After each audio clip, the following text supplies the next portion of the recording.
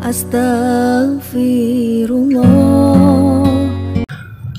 Kitab Arba'in An-Nawawi ini adalah kitab yang sangat masyhur, bahkan boleh dikata kitab yang paling banyak dicetak setelah Al-Quran. Jadi kitab yang paling banyak dicetak setelah Al-Quran inilah kitab Arba'in Nawawi ini. Karena tidak ada satupun pesantren di dunia ini kecuali mempelajari kitab ini. Makanya ini salah satu berkahnya daripada karya besar Al-Imam Muhyiddin Abu Zakaria, atau dikenal dengan Al-Imam An-Nawawi rahimahullahu ta'ala. Nah, Imam Nawawi sendiri sekali lagi namanya adalah Muhyiddin Abu Zakaria Yahya ibn Sharaf ad-Din Al-Khuzami Asy-Syafi'i. Jadi beliau dilahirkan di Nawa, dan Nawa ini satu negeri di daerah dekat Damaskus. Dia dilahirkan pada bulan Muharram tahun 631 Hijriah, dan dia menyelesaikan Al-Quran di negerinya sendiri. Baru kemudian setelah usianya 19 tahun, beliau hijrah bersama bapaknya ke Damaskus, kemudian belajar dengan banyak ulama di Damaskus ini. Dan dia dikenal seorang yang sangat mujtahid, walaupun dia disibukkan dengan jual beli.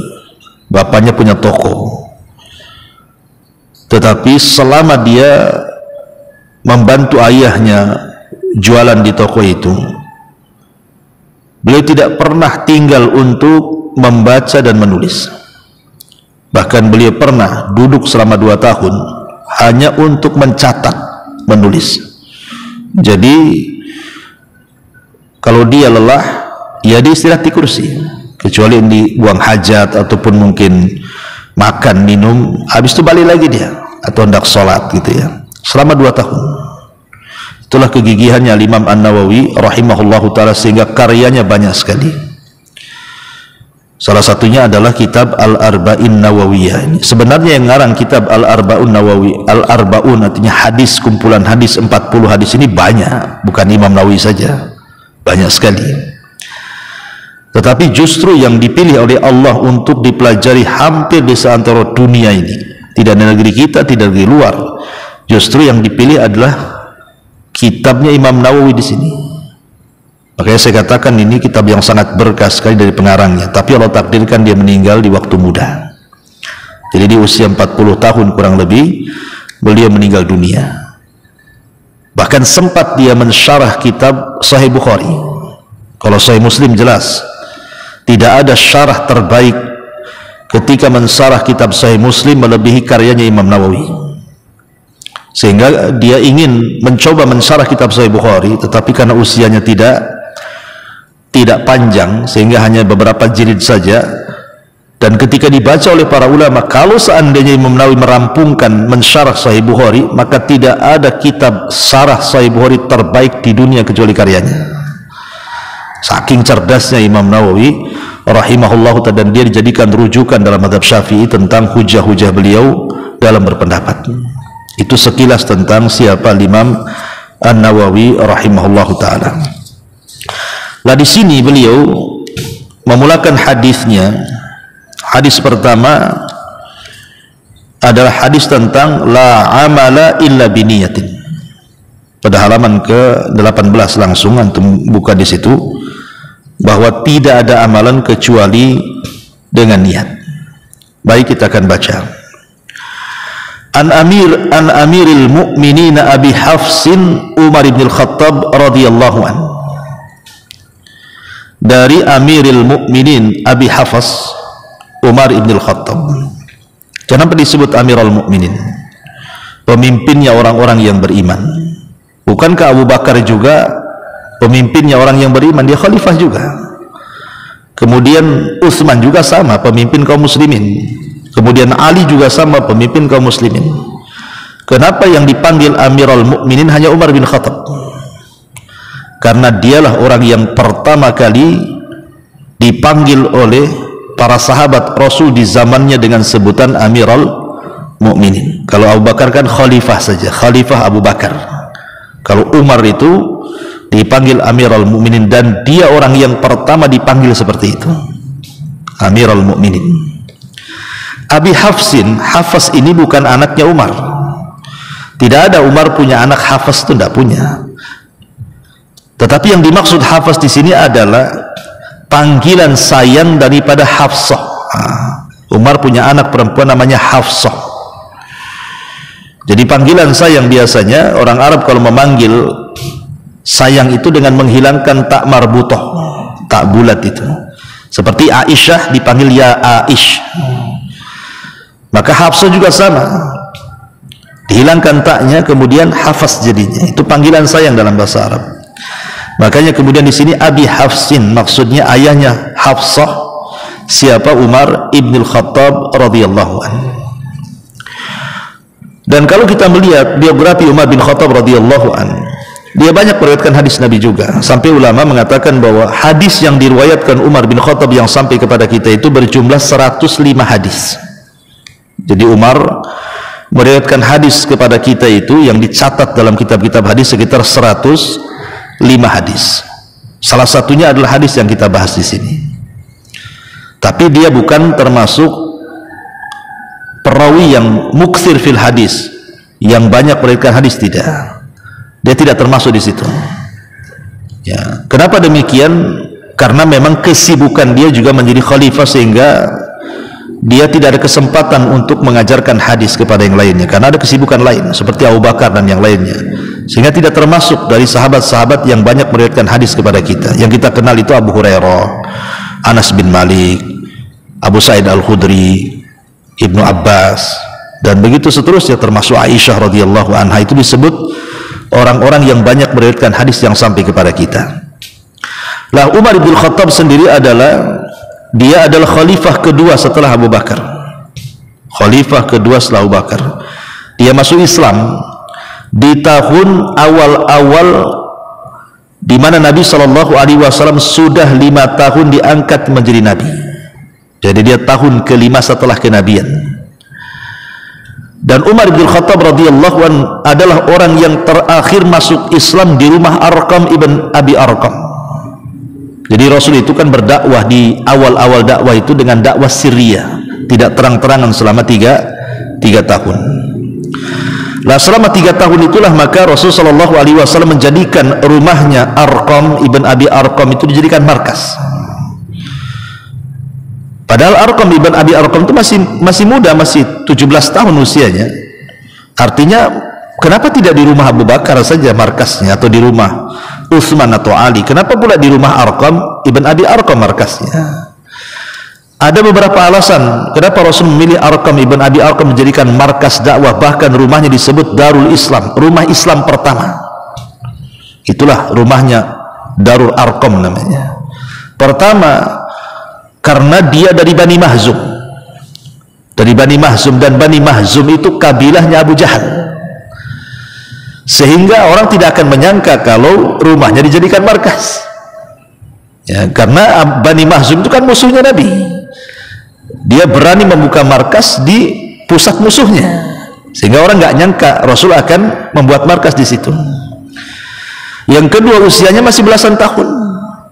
Biasanya kalau orang berkumpul untuk sebuah kepentingan kan pasti cari rumah yang sudah tua-tua, yang dimuliakan. Tapi tidak juga dengan Arqam, sehingga orang tidak menyangka bahwa di rumahnya dijadikan tempat markas. Kemudian yang ketiga alasannya kata para ulama, karena Arqam ini tidak dikenal keislamannya, nggak ada orang yang tahu dia Islam tuh. Ya. Kemudian yang keempat, karena Arqam ibn Abi Arqam itu satu-satunya sahabat di zaman itu yang bisa mencatat dan juga membaca. Dan jarang di zaman itu orang bisa mencatat membaca, itu jarang sekali. Hanya sedikit saja orang yang bisa baca tulis itulah. Salah satunya Arqam ibn Abi Arqam di sini. Makanya karena dia cerdas membaca dan menulis, Nabi SAW menjadikan Arqam ini selalu menulis surat-surat yang dilayangkan kepada para raja, ataupun membalas surat dari para raja. Ketika Rasul mulai bermurasalah, mengirim surat untuk berdakwah kepada para raja kabilah-kabilah atau raja-raja negeri. karena cerdasnya dia. Ya kemudian juga yang terakhir karena dia termasuk as-sabiqunal awwalun. Ada yang mengatakan dia orang ke-7 masuk Islam, ada yang mengatakan dia orang ke-10, ada yang mengatakan orang ke-11. Wallahu alam, ini sejarah saja. Tetapi ketika itu jumlah orang yang berada di rumah Arqam ibn Abi Arqam itu 40 orang. Lah yang ke-40-nya itu Umar bin Khattab. Karena setelah Umar bin Khattab masuk Islam menjadi orang yang ke-40 di rumah Darul Arqam itu, tidak ada lagi dakwah sirriyah. Jadi tidak ada lagi dakwah yang sembunyi-sembunyi, karena beralih kepada dakwah terang-terangan. Ya. Lah dari rumah ini pula Nabi SAW mendoakan Umar. Jadi ketika Umar masih kafir, Nabi SAW mengatakan, Allahumma izzal Islam bi ahabbi rajulaini minka Amr bin Hisham wa Umar ibn al-Khattab, kata Rasul. Ya Allah, kuatkan Islam ini dengan dua manusia yang kau cintai. Terserah mau milih Amr ibn Hisham, maksudnya Abu Jahal, ataukah Umar bin Khattab radhiyallahu anhu. Tapi Allah hanya kabulkan satu dan tidak mengabulkan yang lainnya. Allah tidak kabulkan Abu Jahal, dia tetap kafir. Tetapi Allah kabulkan Umar masuk Islam, kan? Lah selang Rasul berdoa di rumah Arqam ini, tiba-tiba beberapa waktu setelahnya ujuk-ujuk Umar datang, kemudian dia masuk Islam, dan itulah orang ke-40 dan menutup dakwah sirriyah. Karena Umar yang meminta kepada Rasul, ya Rasulullah, alasna alal haq, loh kita ini di atas kebenaran, ngapain sembunyi-sembunyi, katanya. Sudahlah kita ini terang-terangan saja. Akhirnya yang 40 orang itu dengan diketuai dua orang, satu diketuai oleh Umar, yang kedua diketuai oleh Hamzah. Mereka salat di Ka'bah terang-terangan. Oh, baru tahu bahwa kaum muslimin itu sudah berani memunculkan dirinya dan sudah nampak kekuatan. Jadi jasa Umar bin Khattab luar biasa. Lah setelah meninggalnya Nabi SAW, maka dia menjadi Amirul Mukminin. Dialah khalifah kedua setelah Abu Bakar Siddiq radhiyallahu anhu. Baik, kalau kita cerita biografi beliau panjang. Yaqulu, dia mengatakan, sami'tu Rasulullah sallallahu alaihi wasallam yaqul. Aku mendengar Nabi sallallahu alaihi wasallam bersabda, innamal a'malu binniyat wa innamal likulli imri'in ma nawa. Faman kanat hijratuhu ila Allah wa rasulihi fa hijratuhu ila Allah wa rasulihi. Wa man kanat hijratuhu lid dunya yusibuha aw imra'atin yankihuha fa hijratuhu ila ma hajara ilaihi. Hadis ini kata Imam Ahmad ibn Hanbal rahimahullahu taala bahwa madarul Islam, perputaran Islam itu kembali kepada 3 hadis. Jadi Islam itu secara keseluruhan itu kembali kepada 3 hadis. Pertama hadis Umar bin Khattab yang kita bahas, innamal a'malu binniyat. Kemudian yang kedua hadis Aisyah radhiyallahu anha yang nanti kita akan bahas, man amila amalan laisa alaihi amruna fahuwa rad, atau man ahdatsa fi amrina hadza ma laisa minhu fahuwa rad. Barang siapa yang beramal dengan sebuah amalan yang tidak dicontohkan Nabi, maka amalan itu tertolak. Kemudian yang ketiga hadis Nu'man bin Bashir, nanti kita akan bahas juga hadis Nu'man bin Bashir, al halalu bayyinun wal haramu bayyinun wa bainahuma umurum mushtabihat. Yang halal jelas, yang haram jelas, yang tidak jelas itu yang syubhat-syubhat. Lah Islam ini kembali ke 3 hadis ini. Kalau kita betul-betul mencermati tentang Islam itu, maka kembali kepada, karena Islam ini kan terdiri daripada amalan, dan itu kembali kepada siapa? Hadis Nu'man ibn Bashir. Dan Islam itu kembali kepada keikhlasan, dan itu kembali kepada hadis Umar yang kita bahas. Dan Islam itu harus mengikut ittiba, mencontoh Rasul, dan itu kembali kepada hadis Aisyah Ummul Mukminin radhiyallahu anha.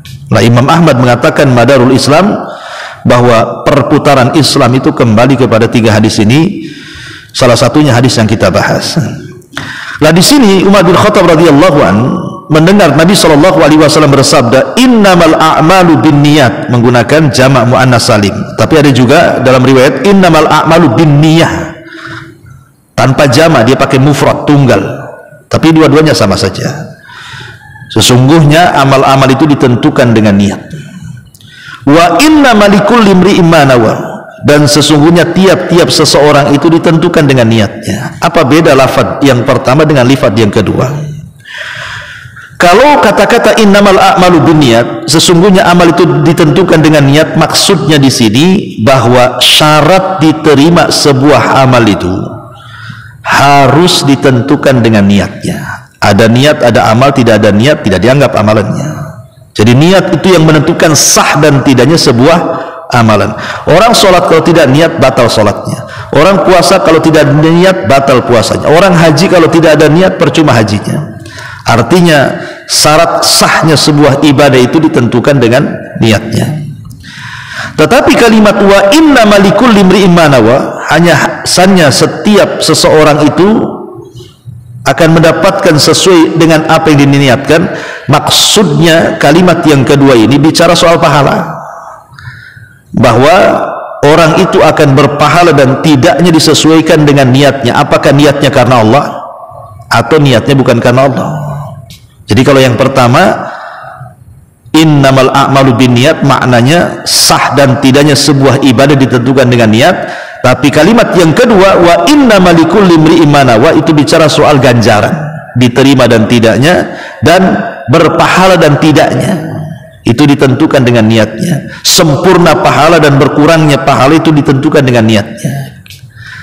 Karena begini, terkadang seseorang itu melakukan amalan, kemudian muncul riya. Muncul amalan itu supaya dipuji orang, supaya dibicarakan orang, itu namanya riya. Kalau riya itu dimulai daripada awal pertama kali melakukan amalan, maka batalah amalan itu. Jadi kalau riya itu memang dari awal sudah riya, maka masalah amalannya.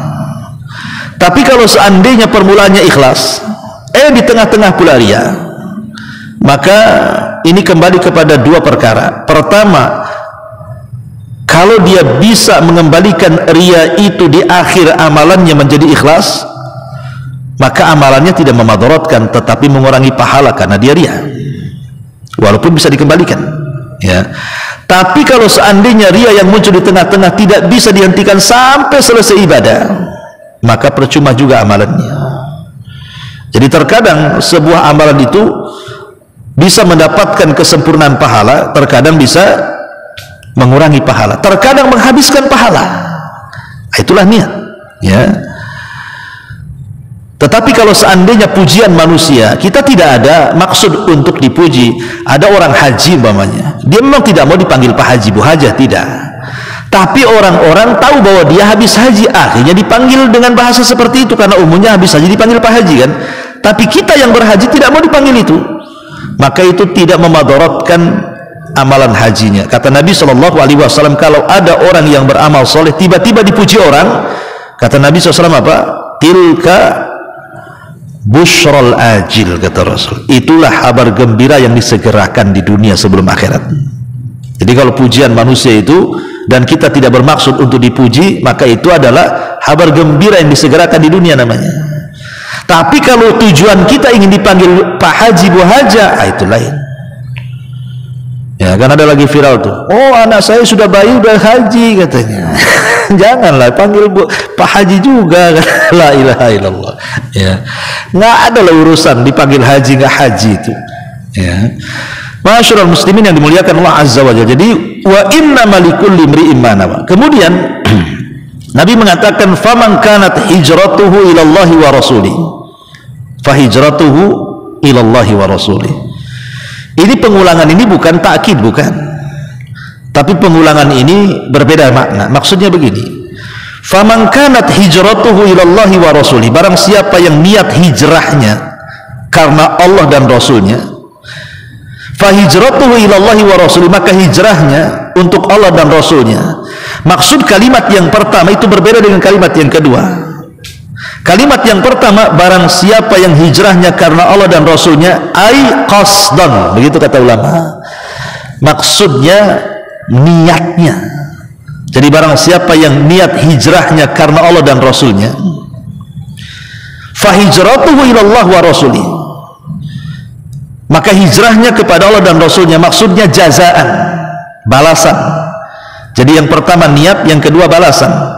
Kalau ketika dia hijrahnya maksudnya untuk Allah dan Rasulnya, maka balasannya, hijrahnya sudah dianggap diterima oleh Allah dan Rasulnya. Tapi kalau hijrahnya bukan karena Allah dan Rasulnya, berarti tidak diterima hijrahnya, gitu maksudnya.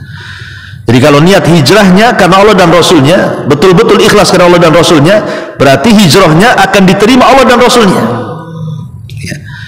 Tetapi wa man kanat hijratuhu lid-dunya yusibuha, barang siapa yang hijrahnya karena dunia yang dicarinya, awi imra'atin yankihu, atau wanita yang hendak dinikahinya, fa hijratuhu ila ma hajara ilaihi, maka hijrahnya sesuai dengan yang diniatkan saja. Lihat, ketika Rasul mengatakan barang siapa hijrahnya kepada Allah dan Rasulnya, maka hijrahnya untuk Allah dan Rasulnya. Diulangkan kalimat Allah dan Rasulnya. Tapi ketika Rasul bicara soal hijrahnya karena dunia atau wanita, tidak diulang setelahnya, tapi diganti dengan domir, kata kerja. Kenapa? Kata para ulama yang mensyarah hadis ini, karena menunjukkan kehinaan. Jadi tidak perlu diulang lagi. Tidak perlu diulang barang siapa yang hijrahnya karena dunia dan wanita yang dikehendakinya, maka hijrahnya akan mendapatkan dunia dan wanita yang dikehendakinya. Enggak perlu diulang seperti yang hijrahnya karena Allah dan Rasulnya diulang, maka hijrahnya karena Allah dan Rasulnya lagi kan. Kenapa tidak diulang, bahkan diganti dengan dhamir di sini dengan kata kerja, kata ganti kerja, menunjukkan tentang kehinaan hijrah untuk dunia dan untuk wanita yang dinikahinya. Al-Hafidh Ibnu Hajar Al-Asqalani, Al-Hafidh Ibnu Hajar Al-Asqalani ketika memberikan catatan kepada hadis ini, bahwa hadis ini ada asbab wurudnya. Kalau Quran kan asbab nuzul, kalau hadis asbab wurud namanya. Jadi asbab wurud, kenapa Rasul sampai ngomong begini nih? Berarti ada sebabnya. Lah di zaman para sahabat hijrah, ada seorang sahabat yang tertarik dengan seorang wanita namanya Ummu Qais. Jadi ada seorang wanita namanya Ummu Qais, orangnya cantik gitu kan. Lah sahabat ini tertarik dengan Ummu Qais, dan dia hendak meminang Ummu Qais untuk dinikahinya. Ketika waktu hendak meminang, Allah takdirkan Ummu Qais hijrah bersama keluarganya ke Madinah. Jadi nggak sempat, telat dia. Ya, harusnya kan sebelum berangkat dia meminang. Rupanya ketika hendak meminang, berangkat dulu si Ummu Qais dengan keluarganya hijrah ke Madinah. Jadi sahabat ini akhirnya kecewa kan begitu. Lah karena kecewa dia tidak mendapatkan Ummu Qais, dan dia mendengar bahwa Ummu Qais sudah hijrah ke Madinah, akhirnya dia pun ikut terlibat dalam hijrah. Tapi hijrahnya bukan karena mempertahankan agama. Tidak seperti hijrahnya para sahabat, hijrahnya Suhaib Ar-Rumi, hijrahnya Abu Bakar, hijrahnya Umar, hijrahnya Ali, hijrahnya Utsman, hijrahnya enggak. Kalau mereka kan untuk Allah dan Rasulnya, enggak, ini hijrahnya karena kehilangan Ummu Qais. Jadi tujuan hijrahnya itu ingin menyusul Ummu Qais dan meminang Ummu Qais di Madinah. Itu saja. Makanya kemudian Nabi SAW mengatakan, wa man kanat hijratuhu lidunya yusibuha, barang siapa yang hijrahnya karena dunia yang dikejarnya, awi mra'atin yankihu, atau wanita yang hendak dinikahinya, seperti sahabat yang mengejar Ummu Qais di sini, fa hijratuhu ila ma hajara ilaih, maka hijrahnya nggak dapat pahala. Hijrahnya hanya dapat yang dikehendakinya saja. Ya kalau cari dunia ya dapat dunia, kalau cari perempuan ya dapat perempuan, tapi tidak mendapatkan hijrahnya karena Allah dan Rasulnya. Ya nggak dapat apa-apa, lelah, letih, capek. Padahal hijrah dari Mekah ke Madinah itu kan luar biasa, dihalang-halangi. Kalau ketahuan bisa dibunuh tuh. Sudah lelah, letih, jalan kaki, coba bayangkan. Nyawa dipertaruhkan, keluarga ditinggalkan, pekerjaan ditinggalkan, nggak dapat pahala. Kenapa? Karena hijrahnya bukan karena Allah dan Rasulnya, tapi hijrahnya mengejar dunia atau perempuan yang dihendak dinikahinya. Dari sini kata para ulama mengatakan bahwa di antara faedah niat itu, pertama, membedakan satu ibadah dengan ibadah yang lainnya. Bagaimana caranya antum membedakan banyaknya sholat sunnah? Sholat sunnah yang 2 rakaat itu macam-macam tuh. Tahiyatul masjid 2 rakaat, sholat sunnah wudu 2 rakaat, sholat sunnah duha 2 rakaat, rawatib 2 rakaat, dan itu ya. Yang ganjil itu witir aja. Nah, bagaimana caranya kita membedakan banyak ibadah yang 2 rakaat ini? Dengan cara apa? Dengan cara niat. Kita bedakan. Oh, saya 2 rakaat tadi tahiyatul wudu, oh yang tadi tahiyatul masjid, oh yang tadi rawatib, oh yang tadi duha. Membedakan satu ibadah dengan ibadah yang lainnya itu ditentukan dengan niatnya. Yang kedua, membedakan perkara-perkara mubah dengan ibadah. Contoh mandi wajib. Mandi wajib itu ada 2 kaifiyah, ada 2 cara. Cara sempurna dan cara sah. Yang penting sah. Cara yang penting sah itu dengan membasuhi seluruh anggota badan dengan air dari atas kepala sampai kaki, yang penting basah semua. Itu namanya yang penting sah. Pemanya ada kolam di depan kita, kita sedang junub, antum habis mimpi besar, mimpi basah, kemudian antum mau mandi, langsung aja antum niat junub, langsung jegur ke kolam, kemudian muncul lagi, itu sudah sah. Itu namanya yang penting sah, ya.